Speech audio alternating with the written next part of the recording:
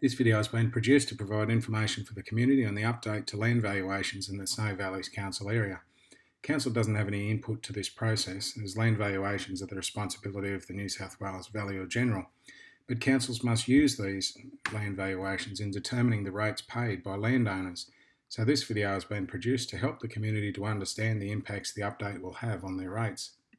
The first thing to note is that the updated valuations do not increase the total amount of rate revenues received by council. Increases in council revenues are restricted to the annual rate peg set by IPART, which this year is 2.6%. It is also important to note that this process is distinct from rates harmonisation, the process of achieving a fair distribution of the rating burden between the former Tumut and Tumbarumba Shire council areas, which is due to be undertaken in 2021.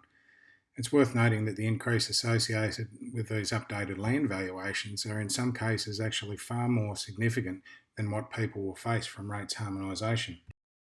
This process is simply about the impacts that changes in the relative value of properties within each of the former council areas will have on the rates people pay. Putting it very simply, if the value of your land increases relative to the value of other land in the area, your rates will increase above the annual rate peg.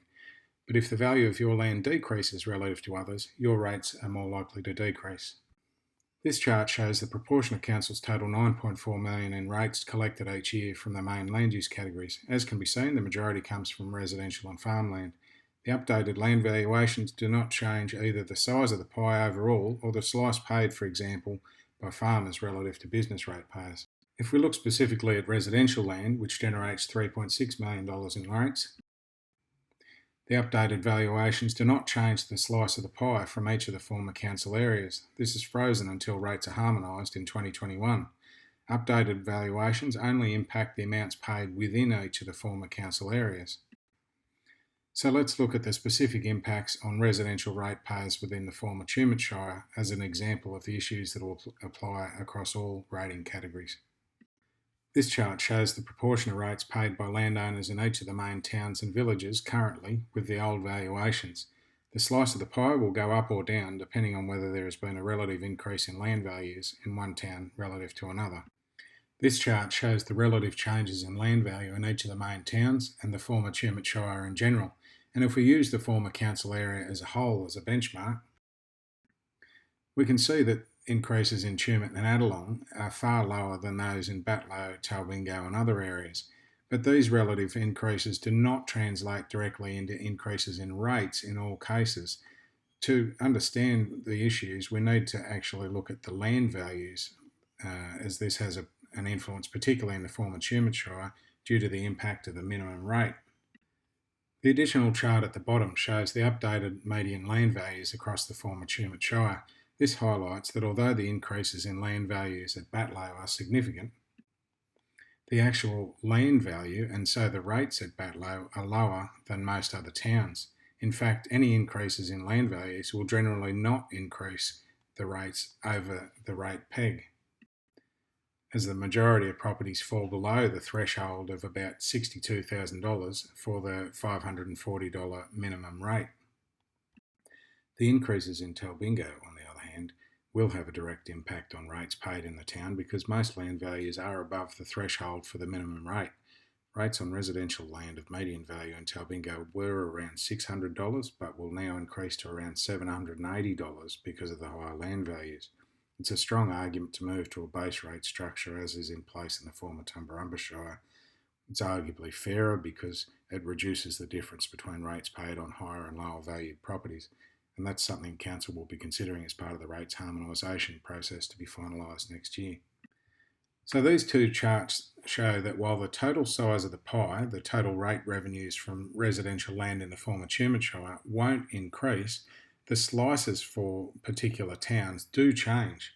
As discussed earlier, Batlow's slice doesn't really change despite the large increases in land values because they are generally below the threshold for the minimum rate. But the increases for Talbingo are far higher because the median land values are higher. And this largely matches an associated reduction in Tumut, where increases in land values were lower. But it's important to recognise that the actual increases for particular properties in Tumut vary considerably.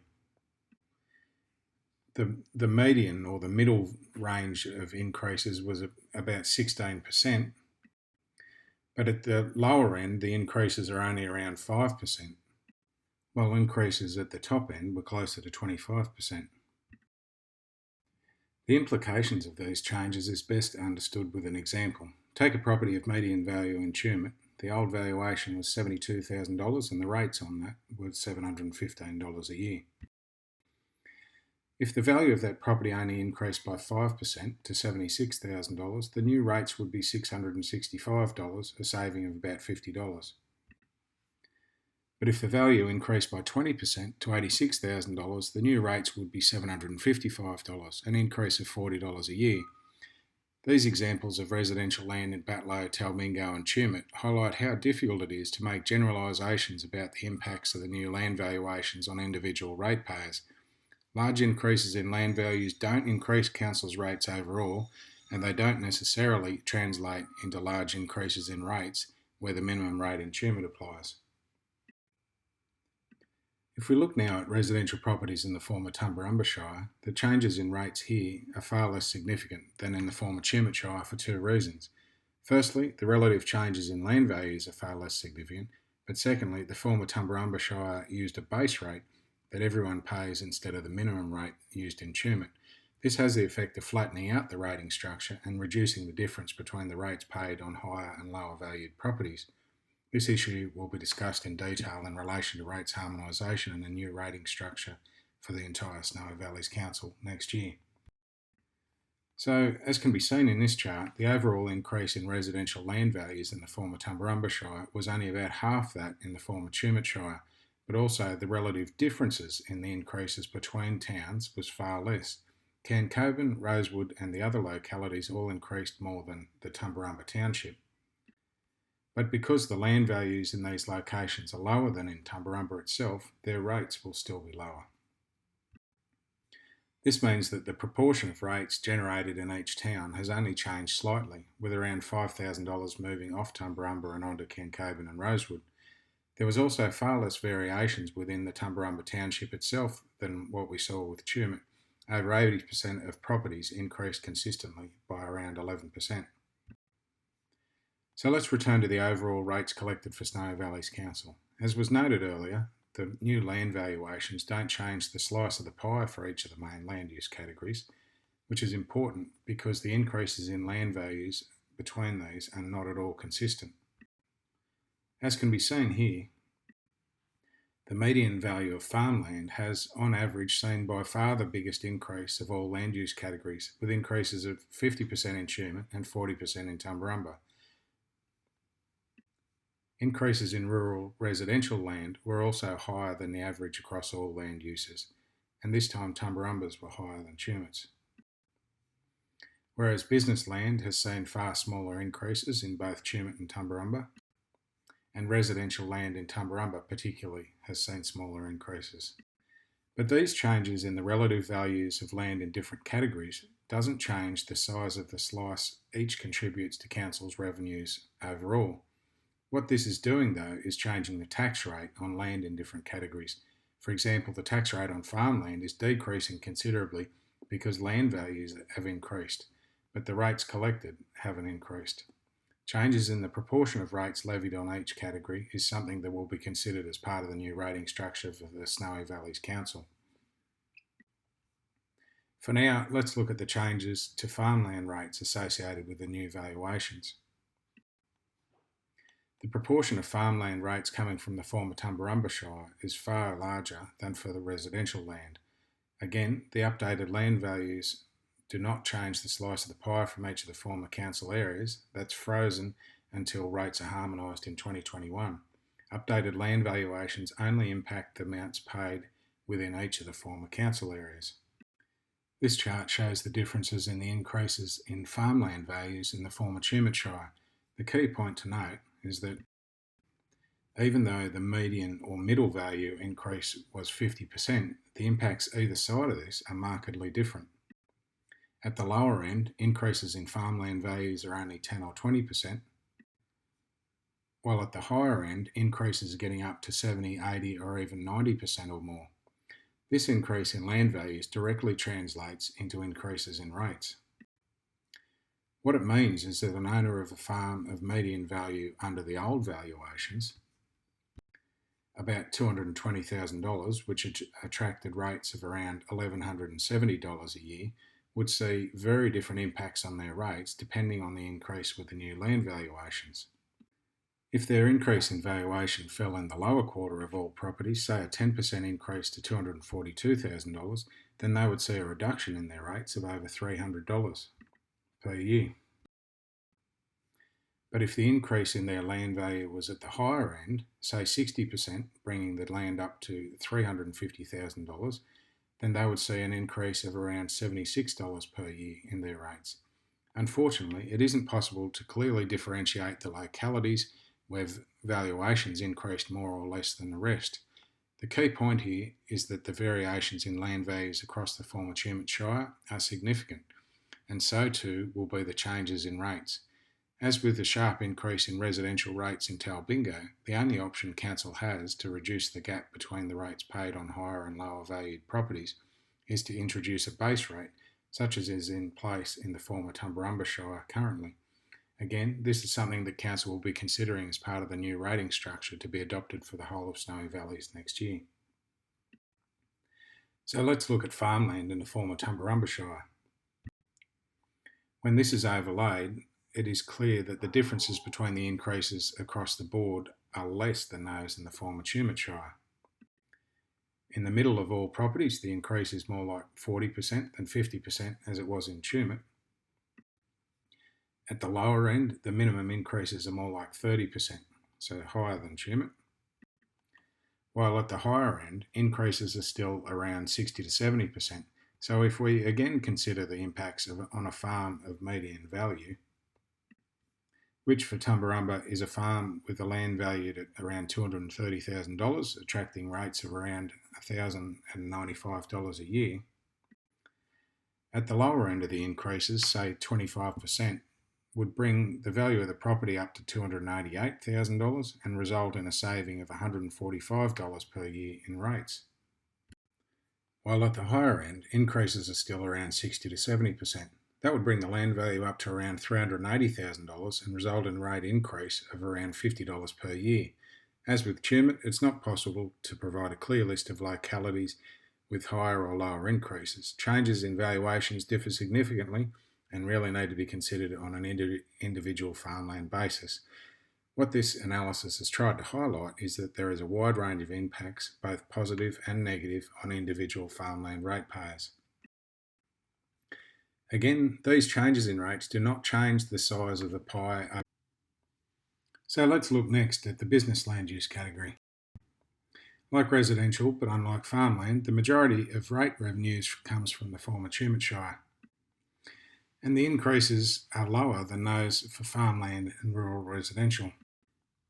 The increases in particular towns and villages are also similar to those for residential land, the largest in Tumut Shire being in Batlow and Talbingo. But again, the increases in percentage terms in land values need to be considered in the context of the actual land values, which vary considerably between towns. As with residential land, the increase in values in Batlow will often not result in increases in rates because over half of the properties fall below the threshold, now around $39,000, where the minimum rate applies. But increases in Talbingo particularly will result in increases in rates. A property of median value, previously $70,000, attracted rates of $1,100 a year. But now the median value is increased to $105,000, the rates payable will be $1,450, an extra $350 a year. As discussed in relation to residential land, the only way to reduce these impacts would be to introduce a base charge to reduce the difference between rates paid on higher and lower valued properties. There is far less variation in increases in land in Tumut Township than there was in residential land. Increases are fairly consistent at around 10%, so in general there should be some savings.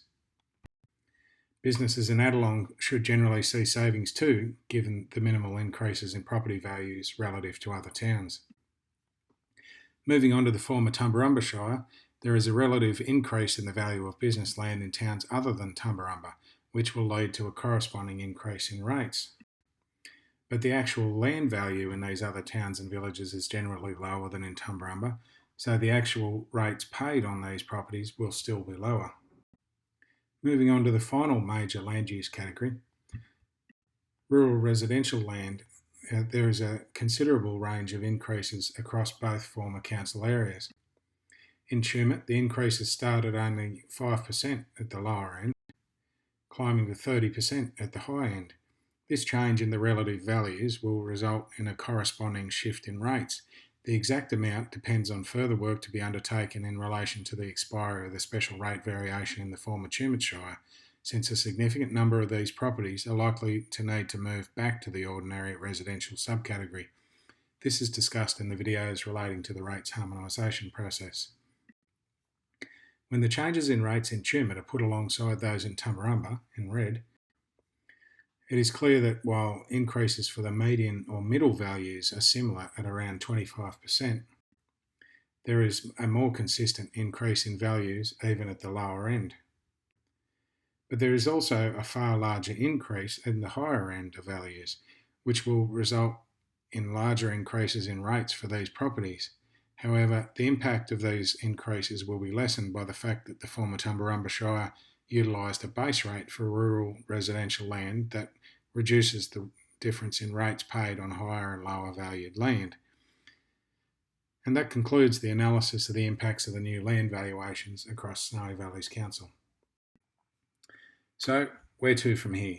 The New South Wales Valuer General has advised Council they will be mailing out the new land valuations to all landowners in April.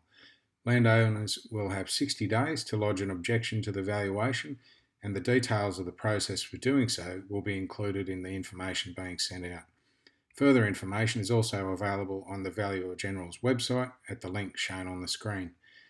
Council must now use these new valuations to calculate the rates on all properties in Snowy Valleys Council for the 2021 financial year. Rate notices will be mailed out in July and include details of the new rates to be levied on each property based on the updated valuations. Council is also engaging the community separately about a new rating structure for the entire local government area. Council must adopt this at the end of the rate freeze period in 2021. I'd encourage everyone in the community to participate in this process that aims to develop a new, fairer rating structure for the entire local government area. There are a number of videos and detailed option studies available at the Your Voice Snowy Valleys Council website at the link shown on your screen. And that also includes a survey where you can let Council know what you think the fairest options are moving forward.